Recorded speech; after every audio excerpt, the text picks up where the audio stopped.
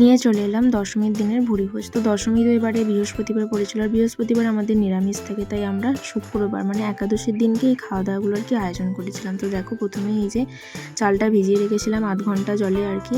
তারপরে এই যে সমস্ত কিছু যেগুলোর দরকার আর কি, পেঁয়াজ, আদা, টমেটো, লঙ্কা, রসুন, তারপরে এই যে পোস্ত ভিজিয়ে রেখেছিলাম, চারমগজ ভিজিয়ে রেখেছিলাম, গোটা গরম মশলা, কাজু কিশমিশ, তারপরে এই যে ক্যাপসিকাম, তারপরে গাজর আর এই যে বিনস সব কিছু কেটে নিয়েছি একদম ঠিকঠাক করে। এরপর এই যে জলটা দিয়ে দিচ্ছি, জলটা গরম হয়ে গেলে এর মধ্যে একটু নুন দিয়ে দিলাম। তো আমি যেভাবে আর কি করি সেভাবেই তোমাদেরকে আর কি একটু শেয়ার করলাম।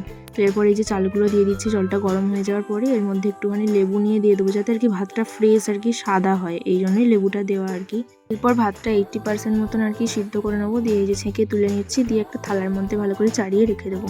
এরপর এই যে আলুর দম, কাশ্মীরি আলুর দম বানাবো, তার জন্য এই যে আলুগুলো কেটে নিয়েছি, দিয়ে ভালো করে একটু ভেজে নিচ্ছি, লাল লাল করে ভেজে এবার তুলে নেবো এগুলোকে। দিয়ে এরপর যে মাংসতে যে আলুগুলো দেবো আর কি, সেগুলোর জন্য মাংসর আলুগুলোও একটু ভেজে নেবো আর কি হালকা করে। এই যে দিয়ে দিলাম মাংসর আলুগুলো, দিয়ে হালকা করে ভেজে এবার তুলে নেবো এগুলোকেও। এরপর এই যে রাইসের জন্য যে সবজিগুলো কেটে রেখেছিলাম সেগুলোকে ভেজে নেবো। প্রথমেই গাজর দিয়ে দিলাম, দিয়ে গাজরটা হালকা ভাজা হয়ে যাওয়ার পর এর মধ্যে দিয়ে দেবো ক্যাপসিকামগুলোকে। এই যে ক্যাপসিকাম দিয়ে দিলাম, দিয়ে ক্যাপসিকামটাও হালকা ভাজা হয়ে গেলে এর মধ্যে বিনসগুলো দিয়ে দেবো।